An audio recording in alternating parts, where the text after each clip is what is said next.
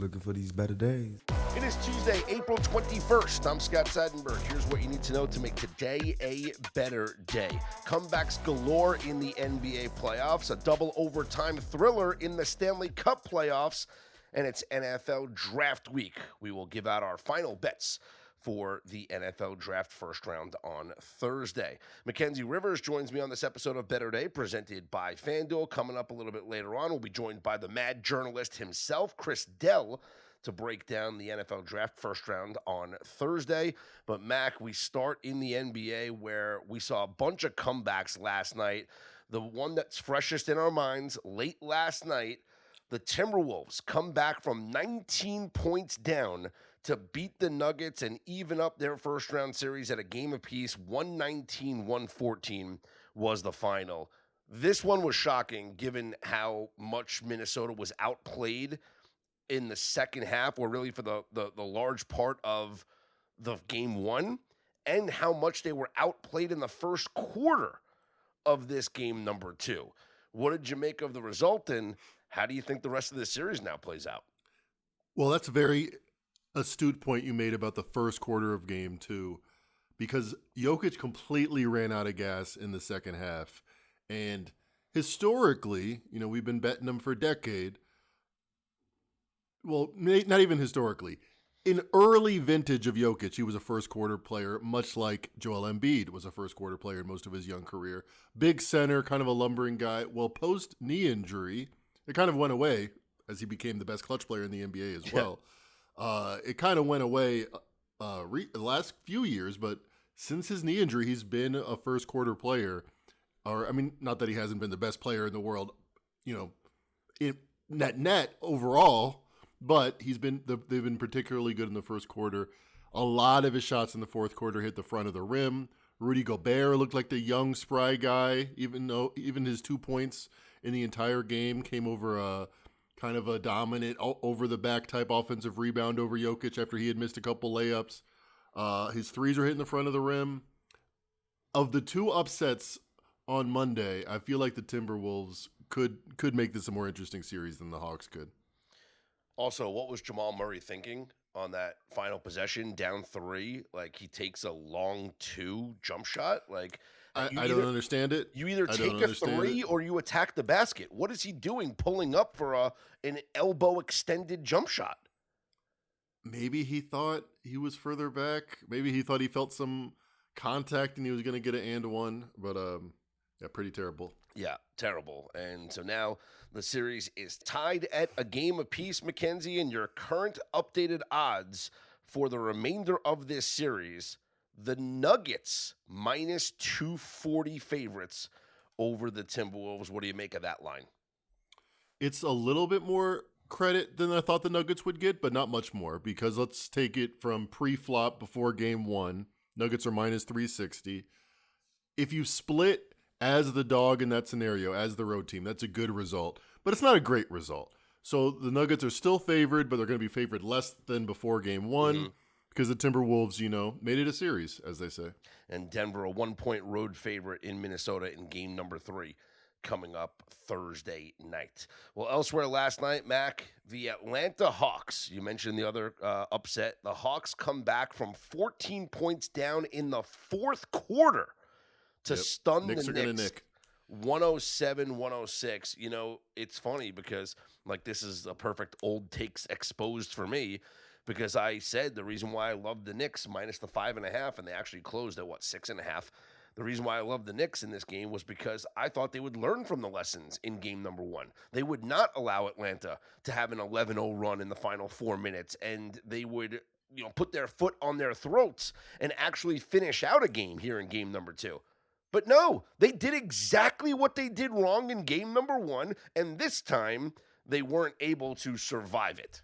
And I do think it was more of a Knicks situation than a Hawks situation, because cards on the table, my take for the Hawks and for this series was, they're going to be competitive, they're well coached, got nothing to lose, going to throw stuff at the wall. But last 5 minutes of the game, they don't have that closer. And then look what CJ McCollum did. Although he missed those free throws that could have he could have been the GOAT, like, instead of and I don't mean greatest of all time. I mean he could have gone from the hero of the fourth quarter to like the absolute GOAT by missing those free throws at the end. Like if Mikal Bridges makes that shot, everyone's going to be talking about CJ McCollum missing those free throws. 2006 NBA Finals, Dwayne Wade, talk about Undertaker, 40 points per game, 4 straight games. They get the lead in Game 6 in Dallas to close it. They're up by 2.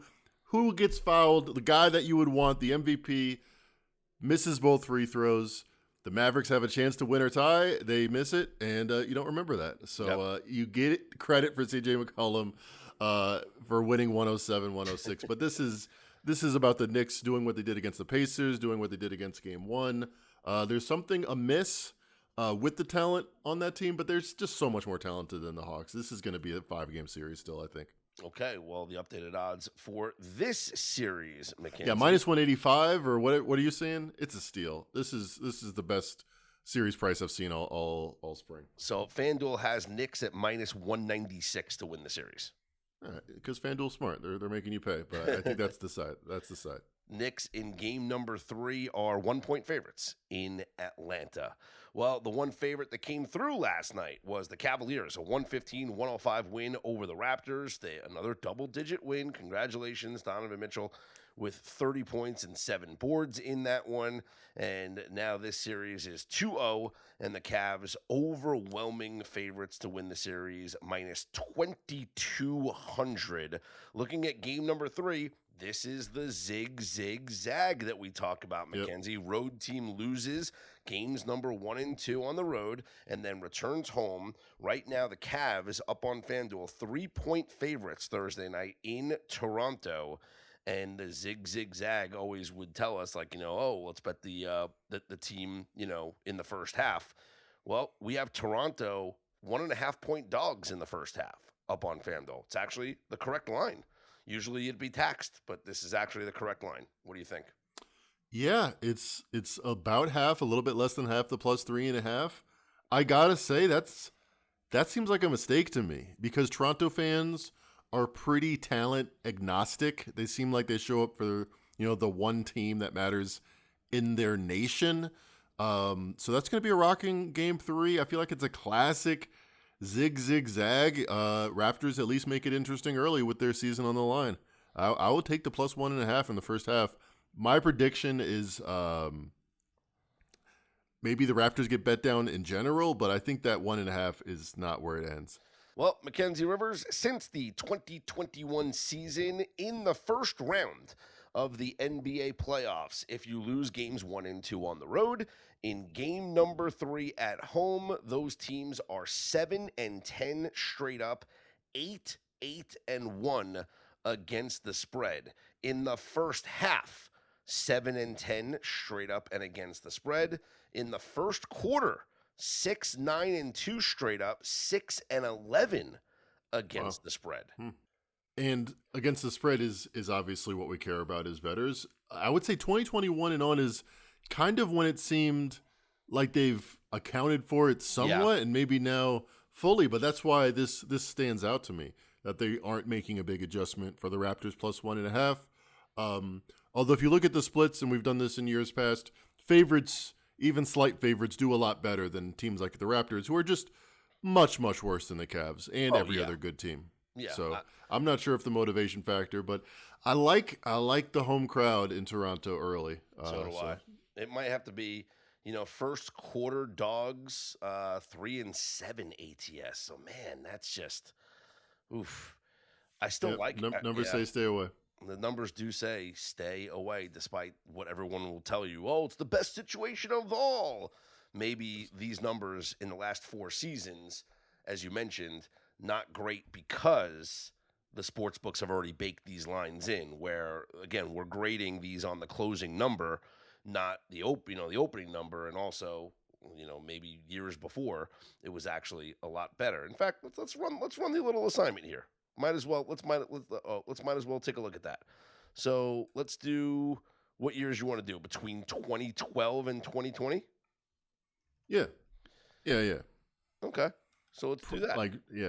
As the PASPA, Here we go. pre-PASPA years. All right. You ready for this, yeah. Mackenzie?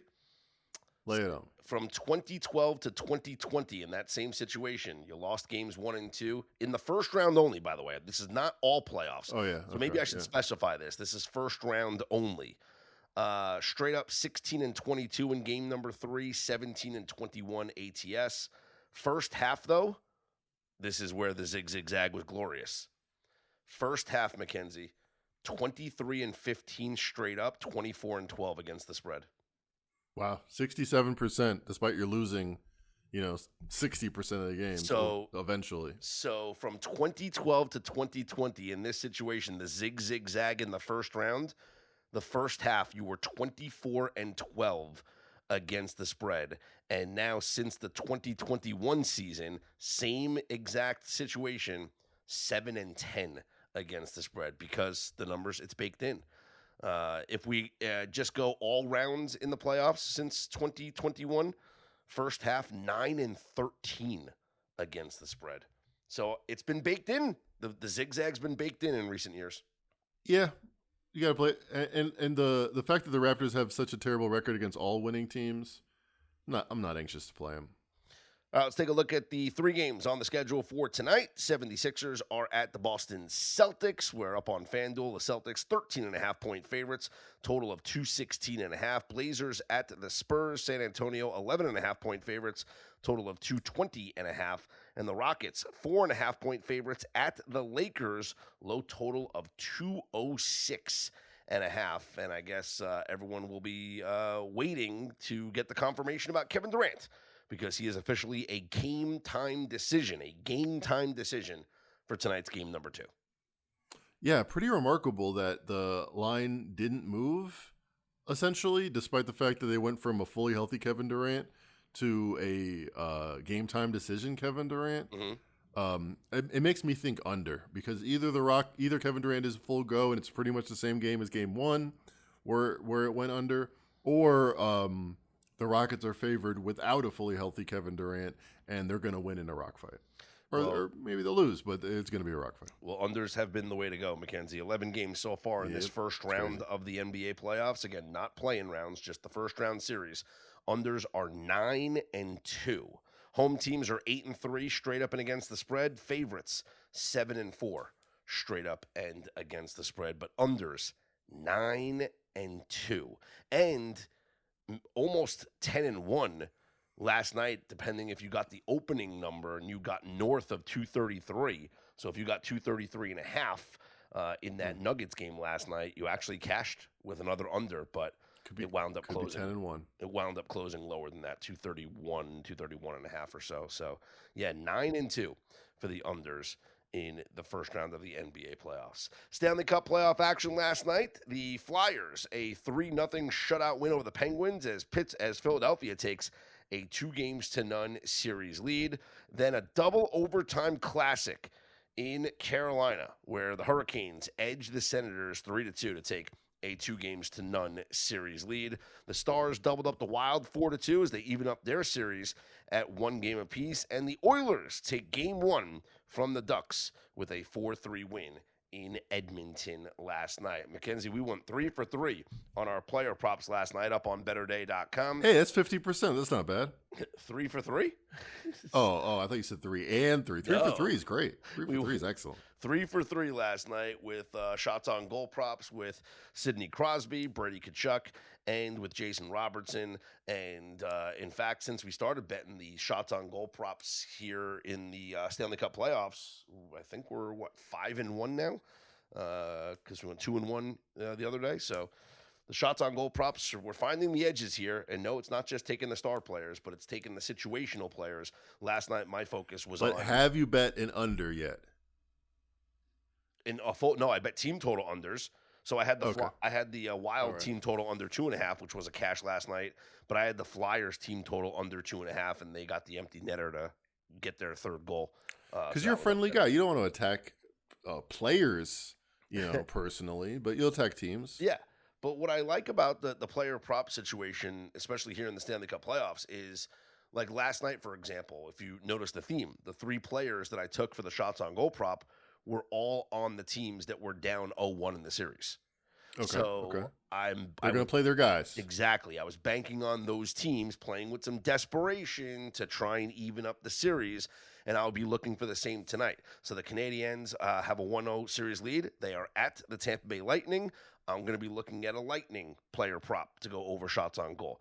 Bruins are at the Sabres. Buffalo's up 1-0. I'm going to look at the Bruins. I'm going to look for a player prop to go over shots on goal. Mammoth at the Golden Knights. VGK up 1-0. I'm going to look for a Mammoth player. And Kings are at the Avalanche with the Avs up 1-0. I'm going to look for a Kings player. These teams are desperate to try and even the series at a game apiece, which means pucks on net, pucks on net, pucks on net. So we'll pick out the right players, line combinations, things like that, see where we can find the value, because a couple of players we took last night were plus money props, which we always love to cash those. So we will monitor that.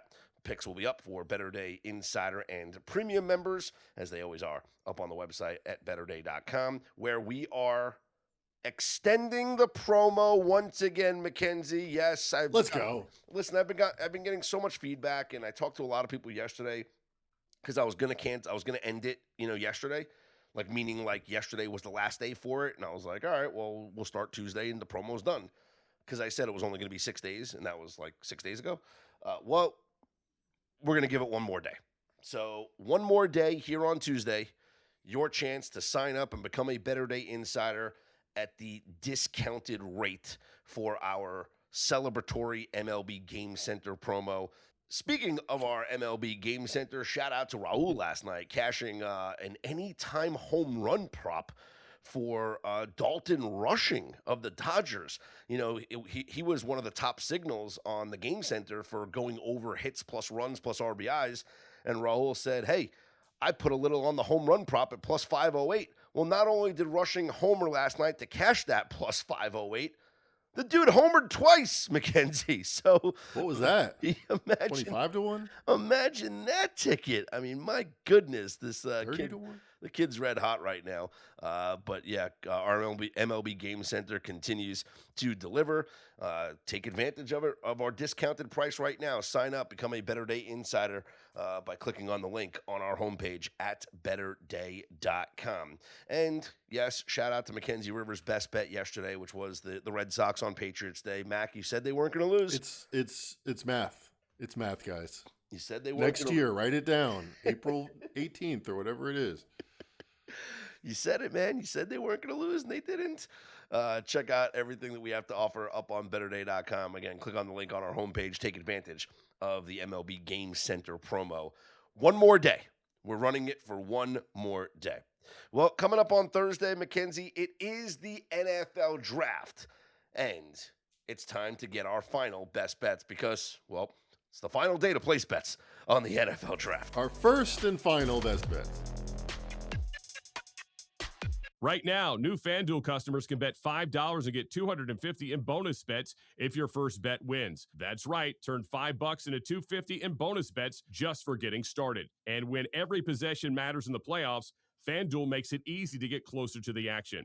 From player props and your favorite stars to all the tools you need to back them up, FanDuel puts player research right at your fingertips so you can check stats, trends, and matchups all in one place and make your picks with confidence. It's everything you need all in one app. So don't miss your shot. Head to FanDuel.com/believe. That's BLEAV to get started. FanDuel, play your game. 21 plus select states for Kansas in affiliation with Kansas Star Casino. 18 plus DC, Kentucky, Wyoming. First online real money wager only. $5 first deposit required. Bonus issued as non-withdrawable bonus bets which expire 7 days after receipt. Gambling problem? Call 1-800-GAMBLER. 1-800-MY-RESET. Call 1-888-789-7777. Visit ccpg.org/chat in Connecticut. Visit mdgamblinghelp.org in Maryland. Visit gamblinghelplinema.org and call 800-327-5050 in Massachusetts. Call 877-8-HOPE-NY or text HOPE-NY in New York. Call 877-770-7867 in Louisiana. Well, the NFL Draft first round on Thursday in Pittsburgh, and we've talked about this before on the pod. Mackenzie, we've addressed this. the NFL draft is not as bettable of an event as it used to be. I mean, here in Vegas, first off, the markets close tomorrow. So, today's the last day that you can bet the NFL draft. But some of these books just aren't taking any action. Circa, you can't get down on anything. They have limited players available. I saw Westgate only has like 5 players listed for their over-unders. But for those of you that, and for these other books, they're all state dependent, by the way. The FanDuels, DraftKings of the world, they're all state dependent on where you could place your bets. But for those of you that are listening that are in a state where you have access to betting the NFL draft and you want to get down, you want to have some fun on some props here, well, I figured let's bring on the expert. So, joining us right now on this episode of Better Day, presented by FanDuel, is our good friend Chris Dell, the mad journalist himself. Fantasy Edge is the website and the company, and Chris has done an incredible job with aggregating mock drafts. So, Chris, thanks so much for joining us. Tell us what you've been doing with MockX and how you have aggregated hundreds of experts' mock drafts to come up with your consensus. Yeah, absolutely. Appreciate you having me, Scott. It's good to reconnect. So, yeah, essentially what I've been doing the last 4 or 5 years through my former Betting Predators website, now with Fantasy Edge Media, is I've been doing a mock draft consensus tracker sheet. So normally I'll track anywhere between 50 to 100 different mock drafters on a spreadsheet, manually input their mocks each week by hand. And now we all know the wonders of AI technology. And what I've done is I turned those spreadsheets into a living, breathing stock market tracker.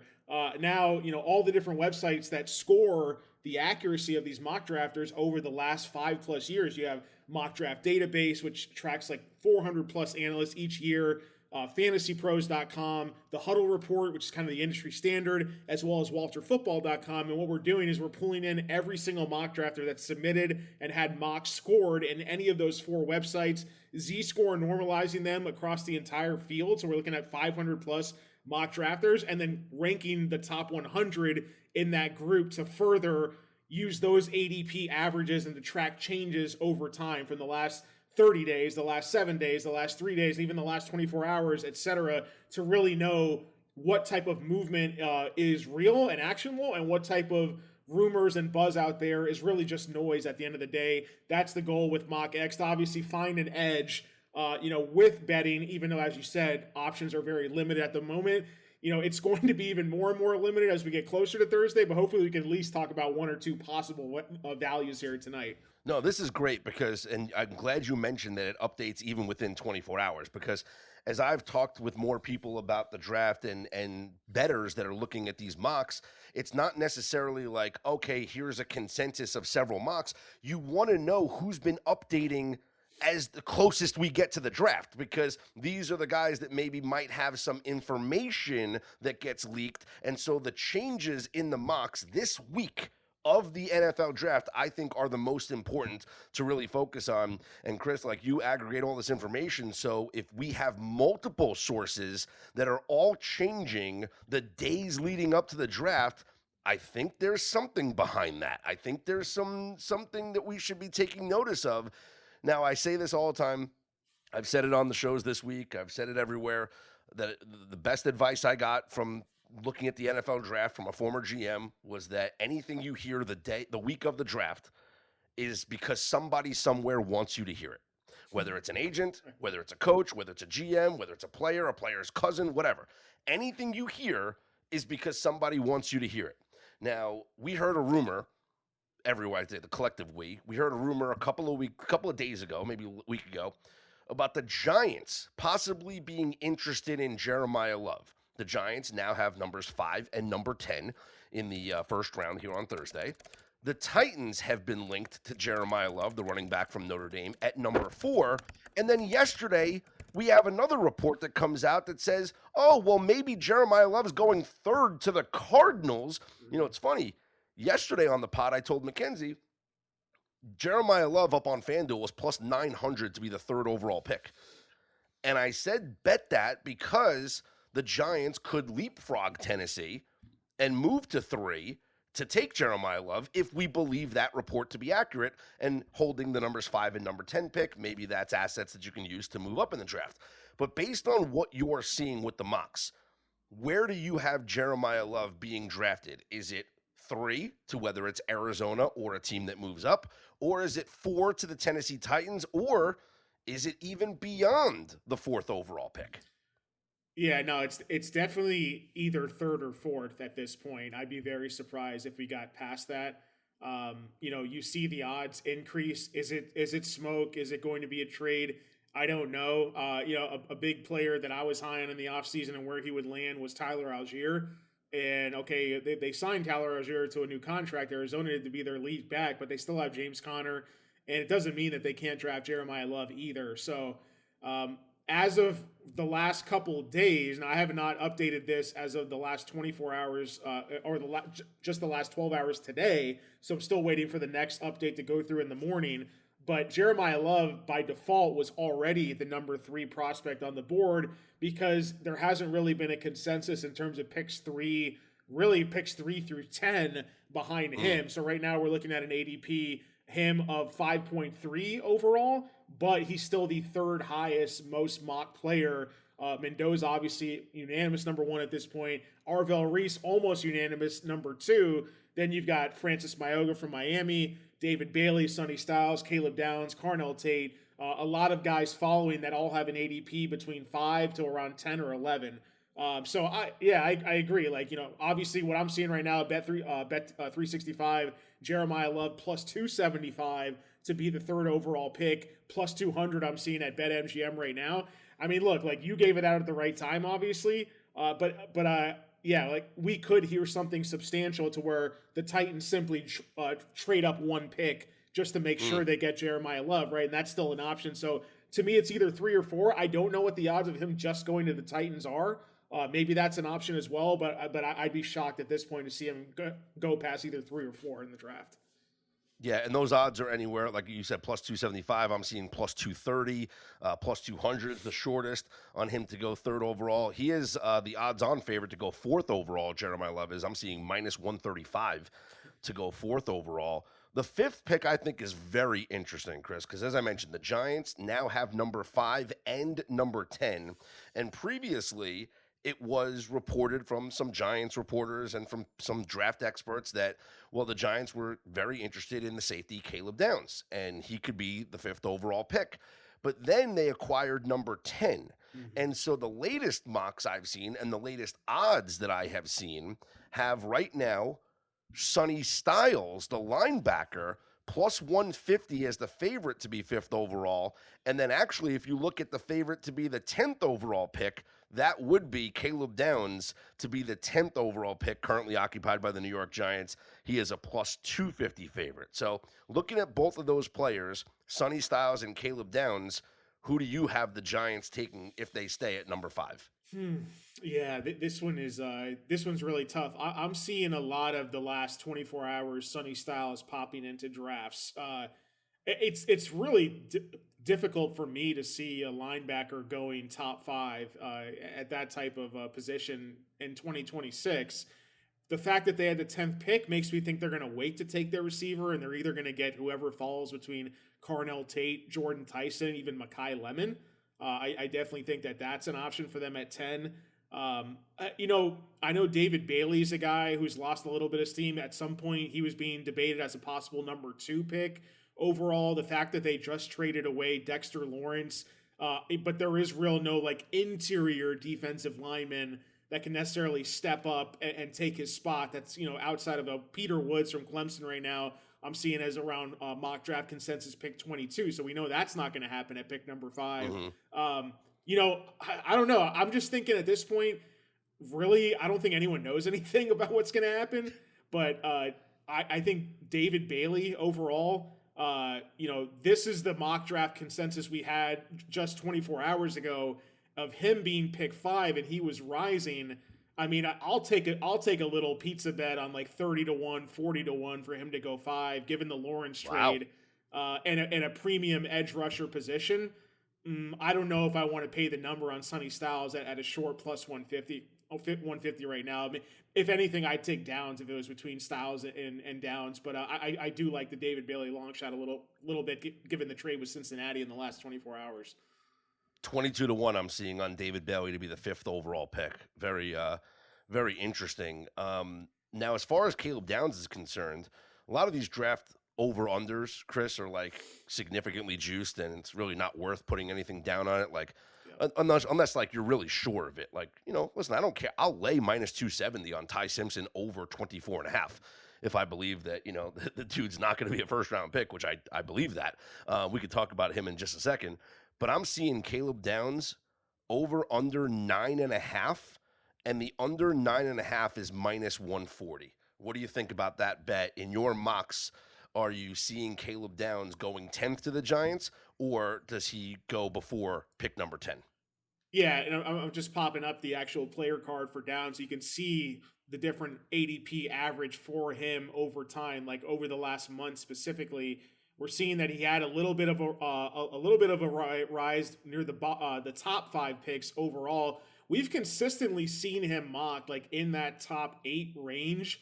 And because this is maybe a weaker overall elite defensive back class, I would take the under 9.5 for him. Right. I'm seeing some mocks have him go around pick 11 to Miami. It seems kind of like a floor for him right now. But, given everything that we've seen so far at essentially even money minus 110 odds on each side, I would lean under 9.5, even though, again, like same thing with Sonny Styles. That's a position typically you don't see a guy go top 10 for safety. This could be an exception here, but we do still have Dylan Thiemann as a potential top 15 pick at the safety position. Even there might be 3 safeties that go in the first round this year. So maybe could cause him to slip a pick or two.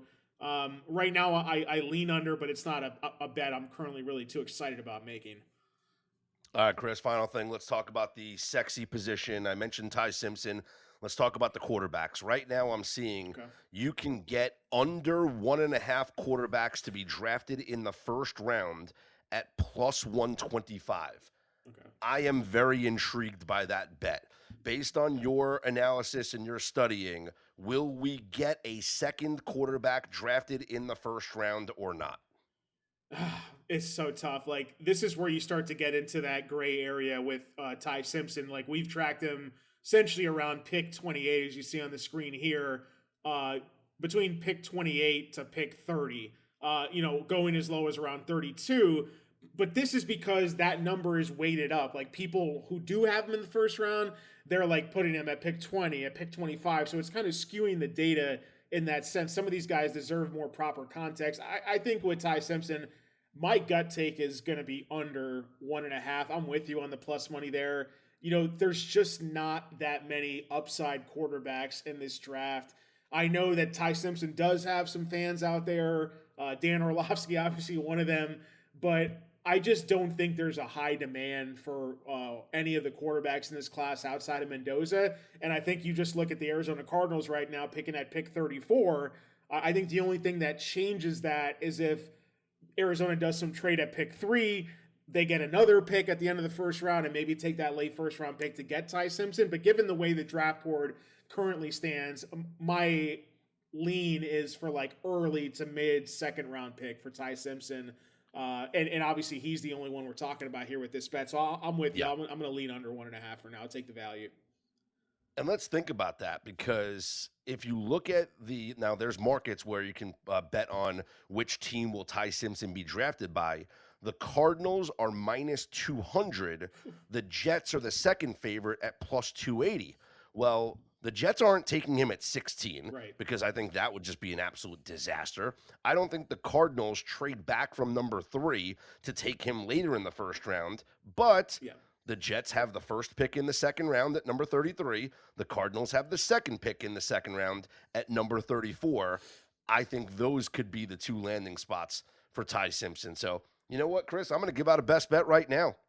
I'm going to say under 1.5 quarterbacks drafted in the first round at plus 125. Yeah, I've been saying, I was on one of your VSiN network shows about a week ago. They asked me the same exact question, and I'm still just the entire time I've never found enough reason to believe why should Ty Simpson go. And that's a perfect comparison to the Arizona odds to select him. And out of those trade partners we talked about, Tennessee, even Washington at pick 7, they don't have any of those late first round picks to be worried about a potential swap there of him rising up into that first round.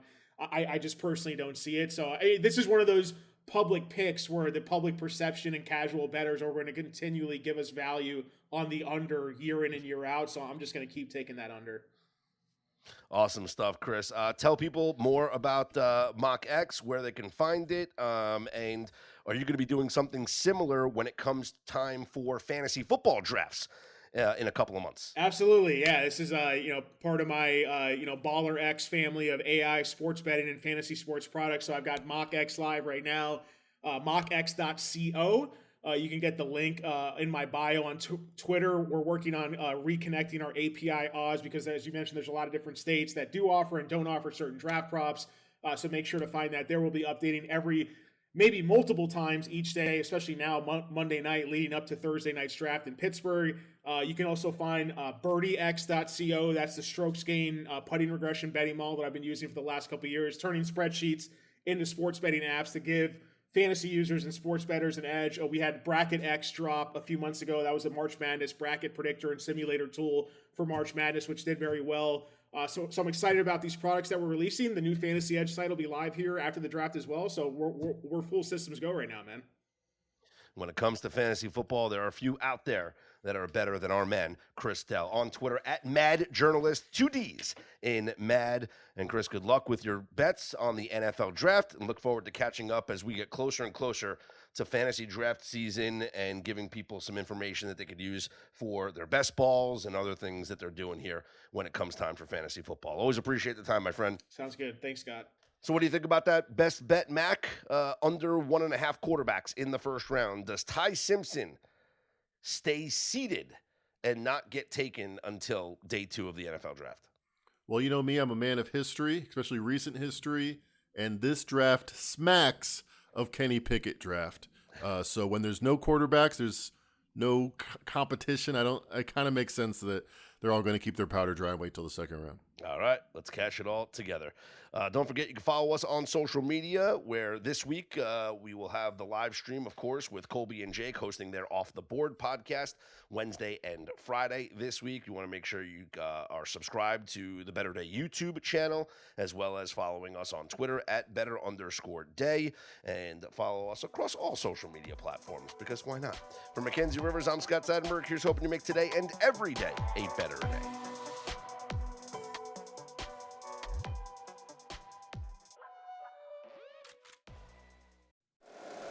If you like the show, please take a moment to rate, review, and subscribe. It really does help the show to grow. Thank you for listening.